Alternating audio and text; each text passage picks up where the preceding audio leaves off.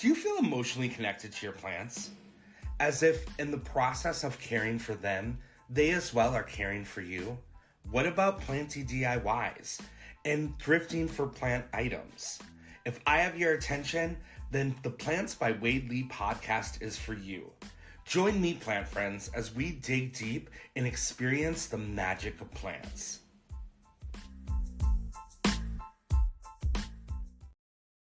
Hi, plant friends. Welcome to Hi, the how are season. you? Good. How are you doing? Welcome to the fourth season of the Plants by Wade Lee podcast. I have Allie today from Concrete Boutique. I'm super excited to talk about her small business. We met through Green Thumb Co., Donisha, who has a plant company, and Allie was there with her concrete. She is a maker of concrete planters and vases. Welcome. I'm so excited to have you here. Thank you so much for having me. And what's even funnier is I actually found you when Danisha went on your podcast. So that's where I initially found you. And then, of course, we met in person at one of the markets. That's awesome. Yeah. Well, this podcast now is in its fourth season. You are the second guest for this fourth season. We've had some incredible conversations with plant people, makers, botanists, professors. So I'm so excited to have you as part of the alumni now of the Plants by Wade Lee podcast. We are in Jacksonville, Florida. Are you originally from Jacksonville? No, actually, I am from Pensacola, small beach town on the other end, the Emerald Coast or the Panhandle. I actually came here a couple weeks after high school to UNF for college, and I've been here for a couple years. Awesome. What did you study at UNF? So I got my undergraduate degree in public relations. Awesome. And tell me a little bit about your business, how it got started, like what made you think, oh, I'm gonna be a concrete planter maker. I know, I know. Everyone always asks, they're like, how'd you get into this, girl? So I'm going to try to make it short and sweet. But so there's two parts that had to connect. My grandmother was the original plant lady, right? So growing up, she had plants outside. She had azaleas. She had pothos inside, outside. Like that was her thing. And when you're a child, you grow up and you don't pay those things any attention. And I'm named after her. That's my namesake. We're both Aline. And when I got older, I was like, you know what? Let me try to make my grandmother proud because this black thumb, we're not getting anywhere, right? So before the pandemic, I had bought a couple of plants. And then when it happened, I was working two jobs. One was in an office setting and one was retail. So of course I stopped the retail because everything was so unsure and I bought a ton of house plants, right? So I went from like 2 to 30 in like 6 weeks. And I'm in an apartment. So we were like, it was a hot mess casserole. But then because I'm a HDT girly, I just wanted all the most beautiful pots and I just wanted this aesthetic. But then if you remember at that time, because we're on lockdown quarantine, everyone was putting their time, love, and intention in things at home. So everyone was either landscaping or doing renovations. So with the supply and demand situation, the pot went up like crazy. So a pot that cost $20 is now like $38.99. And I'm like, you either gonna have the pots or you're gonna have the plants. So one day, this is so crazy. I went to Home Depot. I bought 2 buckets and I bought the rockiest bag of concrete on earth. And it was a monstrosity. It looked like something from the Flintstones.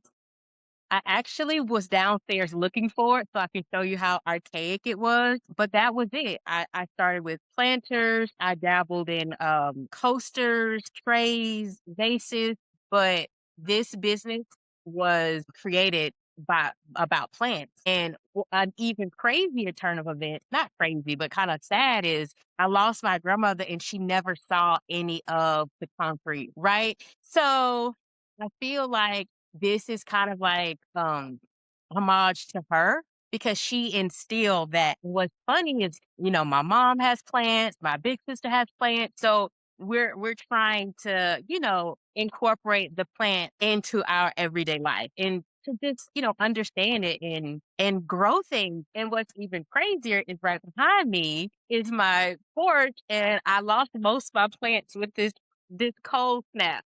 So So that's my little story, honey. That's what I got. I love that. And your mom had plants when you were growing up. We're all kinda, like, doing it now. Like, my grandmother was the OG plant lady, and then as I got older, my mom picked it up, and then I picked it up and my sisters, but it was my grandmother. It's so funny because we used to, I think it's the azalea, but we used to sneak them and run and, like, suck the little sweetness out because they were, like, award winning. He did not play about those azaleas or those rose bushes. I'm 8, so I don't care, but I'm looking, I was like, "Dang, the yard look nice." Yeah, that's so cool. Yeah. That's such an awesome memory. I too have like such fond memories of my grandma's yard. She kept it so nice with peonies and just we were up north, so a lot more northern plants. But I think that's so beautiful. And so I'm still like, how did you come to sitting on the couch watching HGTV going, I'm gonna go to Home Depot and buy a bag of concrete? Like, was there something that you saw, or how did you even know what to do? Did you look it up on Google, YouTube? So I always tell people I went to the University of YouTube.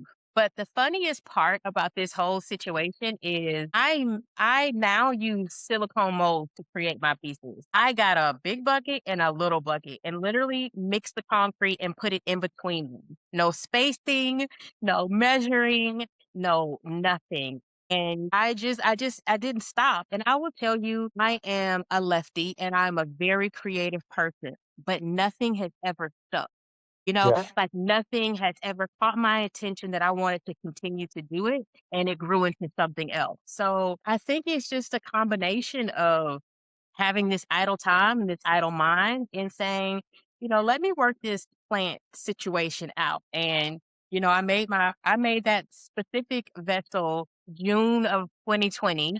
Then I started to take my business seriously the next fall, August of 2021, and I've been doing markets ever since. Yeah, that's amazing.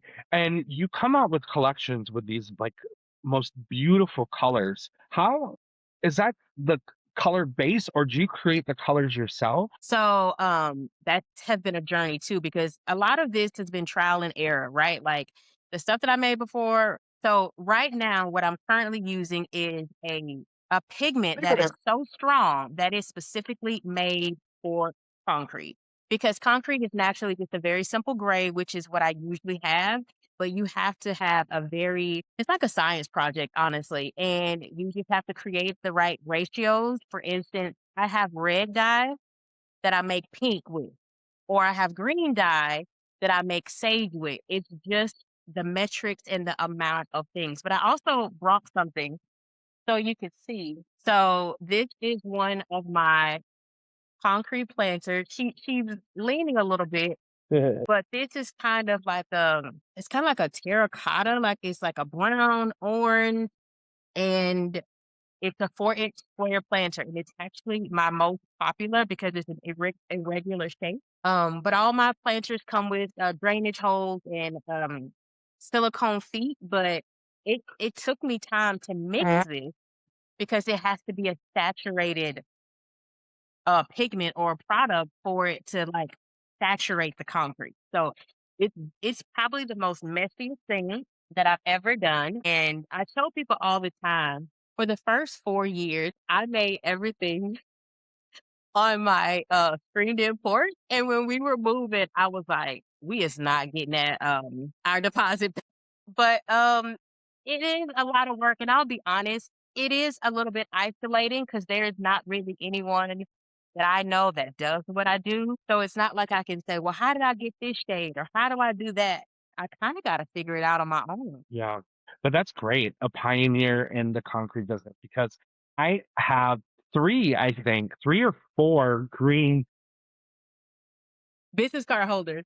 holders, and I love them. They're like my favorite. I've put stickers in them at markets. I've put my business cards, and it's such a beautiful shade of green. And as I was preparing for this conversation with you, that was like my biggest question. I was like, I wonder if Allie purchases the colors or it's so cool. And then you have like a marbling technique as well that you do. Yes. I'm trying to look around my house to see if I have any. I actually do. Hold that thought. Okay. All right. So it's so funny that we're talking about this because I think that people are so shocked at what I make, they can't even like comprehend that I made it, right? Okay. So this is one of my bases, right? So you have to realize when I'm creating it this way. What I pour down here and it just goes on top and it just layered. So for me to be able to make that, I I mix them and then I take time for it to dry and then I put the second layer and the second layer. Wow. So, and concrete doesn't have a lot of time to figure out what the hell you want to do with it. So that's kind of how I discovered this technique because I was like, I don't want to lose this material. I don't want to, just toss this because after it gets hard, you can't do anything.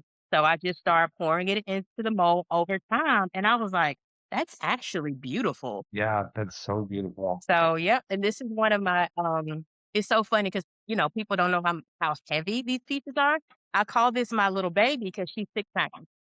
Wow.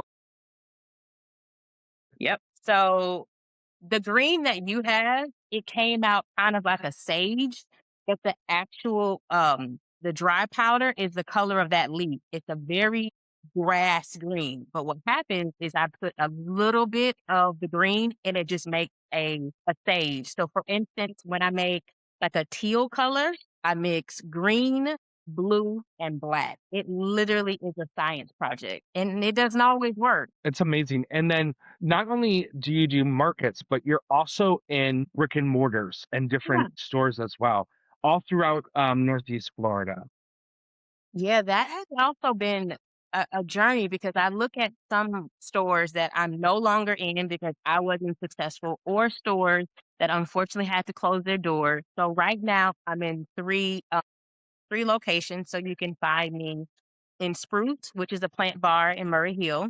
You can find me at Cultivate, which is a homestead and plant influence shop or store in Riverside. And then I'm also at Mr. Abbott in St. Augustine, the uptown area. So the reason that I chose these locations is I feel like their customers are already interested in unique, quirky, plant-based, something that is a little bit different because what I love is if I make something, I can continue to make more, but I'm not going to be able to make an exact replica. You got variations of the color. You have air bubbles that create, those little pockets. It is truly one of a kind. And I am so grateful that these three businesses like trust me enough to be able to make things from home and sell from under their roof. So it's definitely a cool thing to do because now my customers have accessibility to me outside of seeing me at a market. Yeah.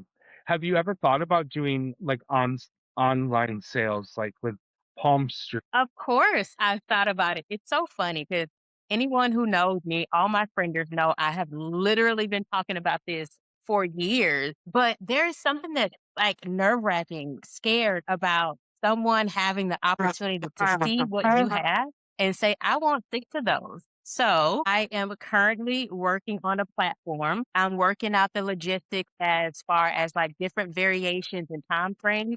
The thing that scares me the most about online is I have a full-time job, right? So I'm working, I'm making, I'm doing marketing, I'm doing events, and I'm worried about the supply and the demand. Yeah, yeah. Yeah, I hear that. The cool thing about Palm Street is like you literally just show one item and then people bid on it. It's kind of fun. It's very Oh, good too though because you can, it can rack up. I bought plants for over $100 because people were bidding over and over and over on it. But yeah, Palm Street is a good avenue. Later on, I'll send you like some of the information. of Um, course. on there. I haven't sold in a long time, but there's all sorts of makers, planter makers, and then they also have like crystals and I believe like live animals, geckos and things The like name that. of that again?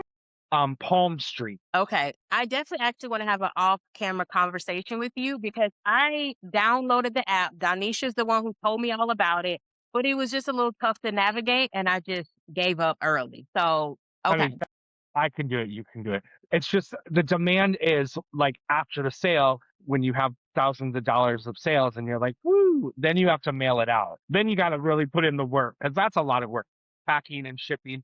But it's kind of fun too because you build a community there as well. The other question that I have for you is what transitioned from being a maker to the education classes and the workshops? When did you decide to do that, and how did that unfold for you? Okay. So, a part of my experience is a DIY ball, right? So, it started because I was selling all of these vases empty, right? Like nothing in it. And then one day I was like, let me like zhuzh this up a little bit. So I put in some dried floral.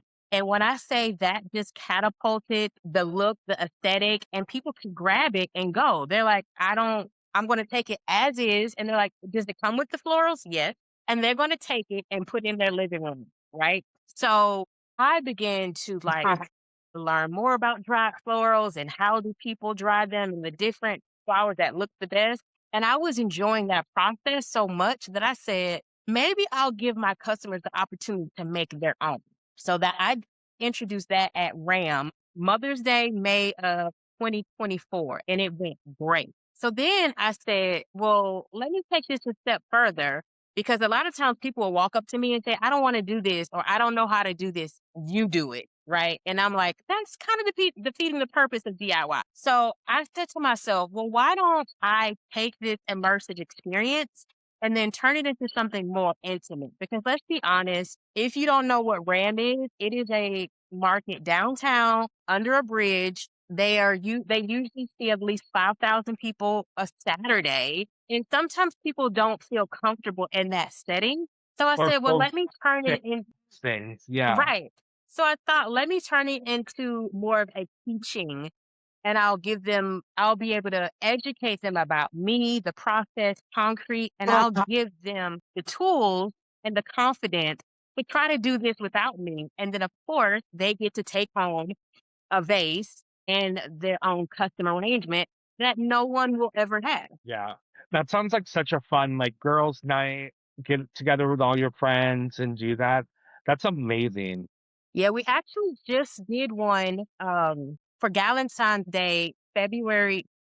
Now, this one was a little bit different because this one was a little bit more pinkies up. Like instead of being, I usually did my workshops at Spruce, but this was at an Airbnb, just us, like no one else. Music and food and drinks, and it was a good time because I felt like didn't have any distractions. What a great concept to rent a Airbnb and do that. That is It was a awesome. little scary, but the location was really beautiful. We were in Volano Beach and we were right over on the beach. So people were familiar. Some people were familiar with the space, but other people who weren't, they was like, this is nice. You know, we were the sunset and all of that. So it That's definitely was a good time. yeah, I love experiences like that. I think that that's what really sets you apart as a maker and as a business to not only offer a product, but also that experience. How do you transition your market consumer into that experience consumer? Are they the same customer or were you able to transition market people into your experience people? Okay, that's a very great question. So, means that I have an experience or a workshop and then they buy the ticket. I'll say I think it's like 70-30. 70 are people that I haven't met, and 30% are my tried and true customers who absolutely love me, who have concrete at home and want to be a part of something else. Right. How many plants do you have in your place now? Right now, it's so small, like 10 now. Yeah. What is your favorite plant? The rubber tree. Really? Yeah, Hmm. that's awesome. Um, yeah, I love ficus. Is it like lime green or the ruby or the old school It's just old school. It's yeah, old school. So I think what I love about the rubber tree is I'll tell you at first I thought it was a magnolia because sometimes the leaves looks very similar, but it's super hardy. The leaves are really shiny. It's just like you said, it's an old school plant. It's not fancy, it's not frilly, and I think I like it because it really reminds me of my personality. I'm not a girly girl. I'm not pinkies up. I absolutely love plants, and I love just the strength of it. Like it's beautiful. It's simple. It is what it is. Yeah. And you definitely, if you haven't seen them, like the different variations of them, like the I ting. have. Oh yeah, I The love. ruby, yeah. Yeah, we have them at the museum. They actually look very dead and brown now because of the Free. freeze. Oh, I mean they are They grow. huge. And it's so funny that we say old school because like I remember and I have there's like a little picture. There's a picture of me as a little kid like looking behind one of a big leaf at my grandma's. I mean, it was huge, huge. So tell I me love where you grew up. Up north. grew up in Wisconsin. Very far up north. Very far up north. Yeah. Go any further and you're in Canada. Yeah. So your grandma the plant person who introduced you? My mom too, though, and my mom now, always growing up, but even especially now, her house is like a jungle. And it's so crazy. I've sent her so many clippings of things, and all of the ones that I've had, the mother plants are all dead, in my care. But hers are flourishing, and she's like, "Well, do you want me to send you a clipping now?" She has such a great green thumb. She's very, very good with plants. Yeah. So many people come up to me and they're like, "Oh, I have a black thumb. I can't keep things alive and blah blah blah." And I'm like, "Listen, plants are an experience.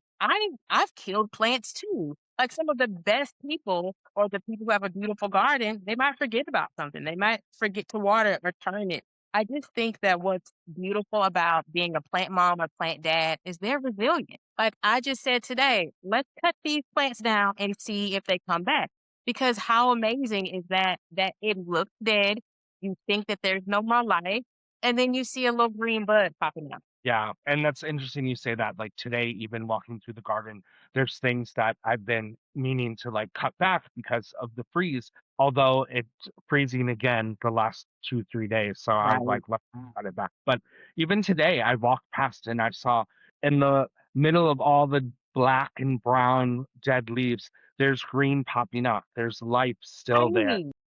which is so cool. And it's true. There's something to be said about being a plant parent and having those ebbs and flows of sometimes you just don't have, you don't even have the energy and the time and the, with to take care of yourself, let alone your plants. So, and I think that's completely fine, because we as well are living things and sometimes it's okay to say I just don't have And it in. look, I'm gonna come back to this, and it's funny that you say that about the gardens because as a child, I was obsessed with The Secret Garden. And if you remember the movie, there's that one scene where the snow starts to melt and all the little plants start to, pop up, and it's just like a magical time, and it's spring, and it's just renewal. And in Florida, the crazy. So it's just like I want to get into that. I want to be a part of that growing season for myself and have these beautiful plants inside my house. Like, why not? Yeah.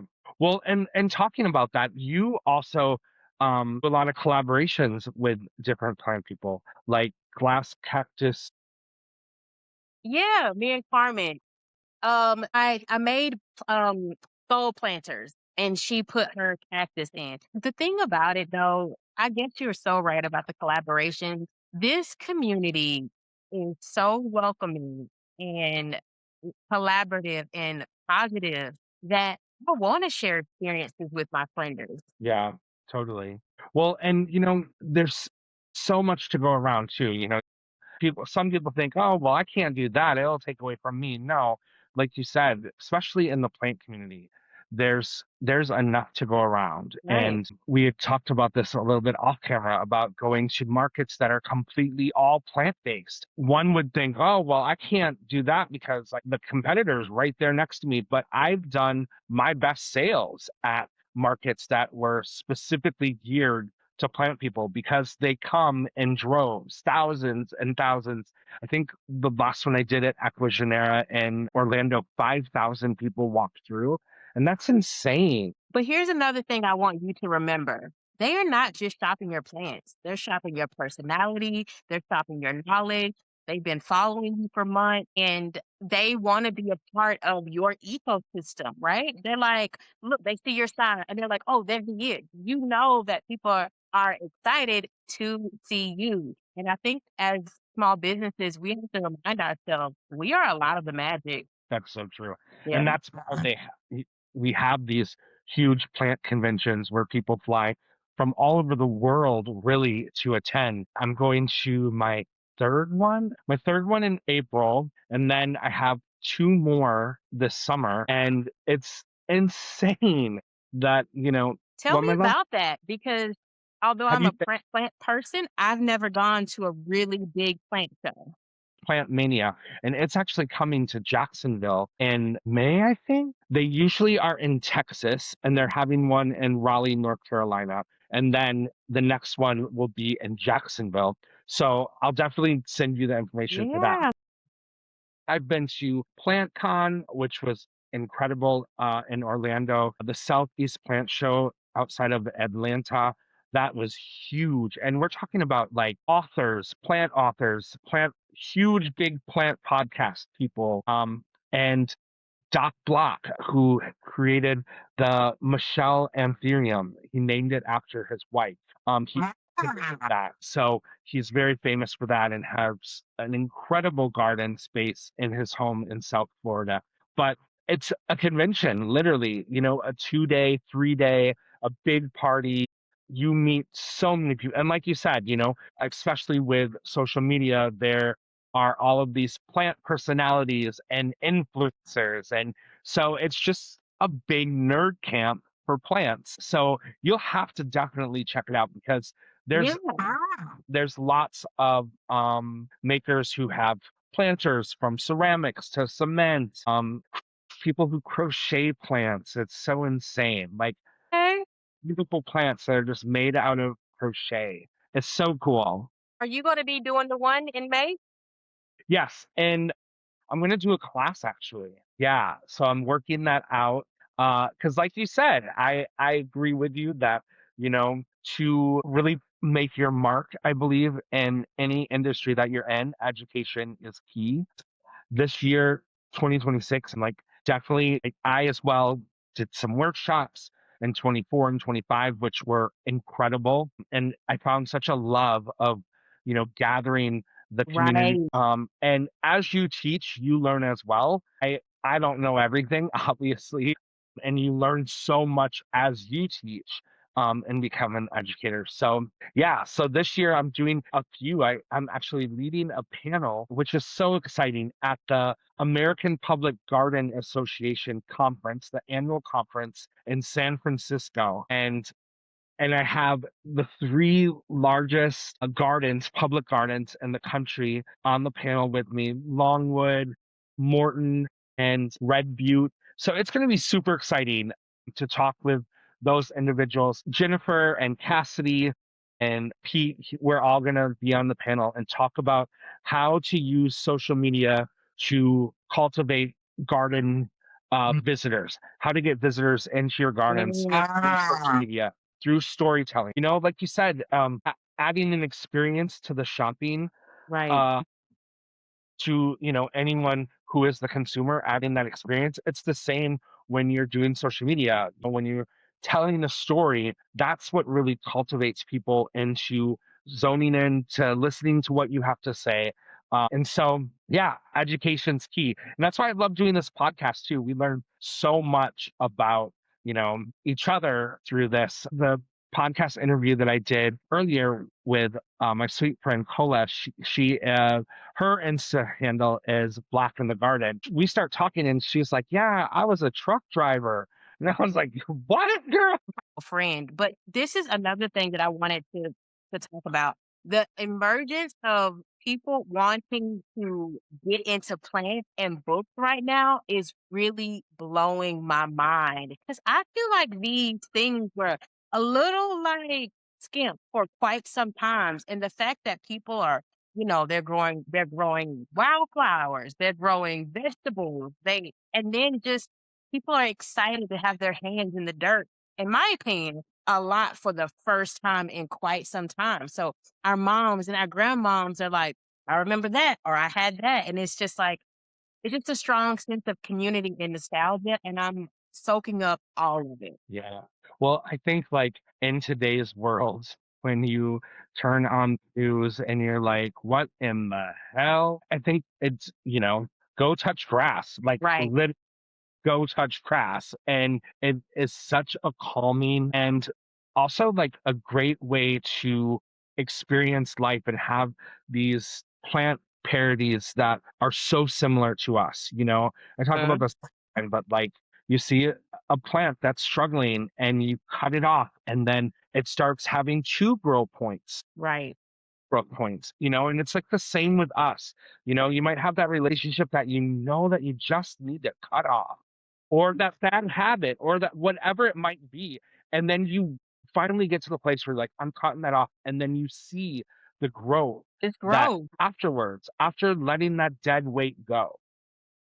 Yeah. Absolutely. And it's funny when you mention social media.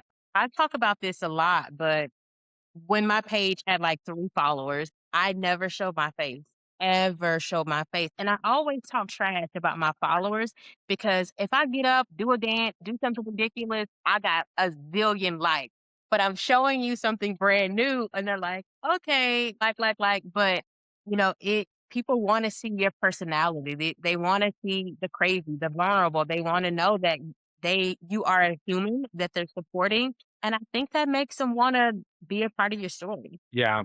People want to do business with people. Yes, Yeah, it's definitely important. And I too, like, for the longest time, I was like, I'm not, getting on video, like just my hands doing things. If you want to build a following in a community, you have to be present. You have to be yeah. a human and not just showing your product You're because printing things, right? Because I say all the time, let's say I'm looking for a new doctor, a psychiatrist, a dentist. Honey, I am going to the website and I want to see these people's faces. And I'm not looking at their accolades. I'm not looking at what they're wearing. I want to look at their face and say, is this person look like they're going to be relatable to me? And if they're going to understand my obstacles or whatever. People want to see people.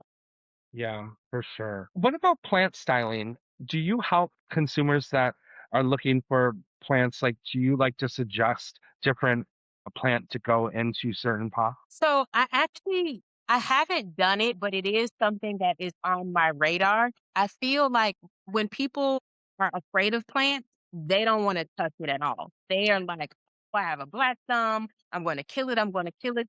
So I do think my personality and my temperament could help someone ease into the plant world and kind of like style because of course what I do is really rooted into home decorating and interior design. So I thought about it and maybe this is the nudge that I need because I would love to grab plants, buy planters, decorate, and just bring an extra layer of like beauty to their house. So maybe I need to. Yeah, for sure. Or even do a collab like workshop with someone in the Yeah. plant space that has plants, that sells plants. That would be a really um fun workshop to Yeah. attend because then you get the plants and the planter. Hmm. Aesthetically, different things do look better and Right. Right. and Exactly. shapes and colors. So you kind of touched base on this a little bit earlier because you said that you are kind of working on that online presence store space. What's next for Concrete Boutique? So, okay. So let me tell you why this is so funny. Another thing on my 2026 list is to get back to the basics, get back to what brought me here. And I posted it on my page, but my next event actually is at Earthwork. So they are doing like a seasonal spring sip and shop. So it's basically like welcoming the new warm weather, the new season, the new plant, and just getting people in that space. Yeah. And the reason that it's so full circle is Earthworks was one of the first places that I had my plants. So for them to reach out to me 3 years later, like, "Hey, we're having this event, you should come." It's just like, this is absolutely perfect. The stars have aligned because I literally have on my vision board, like, "Get back with your plant peeps," because those are the people who you started with.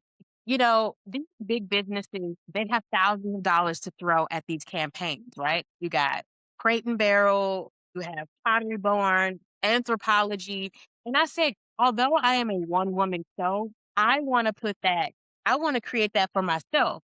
So the first time I did it was October, and I did moss and matcha. So it's 2 different colors, and it's just like I'm introducing this line, I'm introducing these colors, and I'm creating a campaign for you to see how to style this.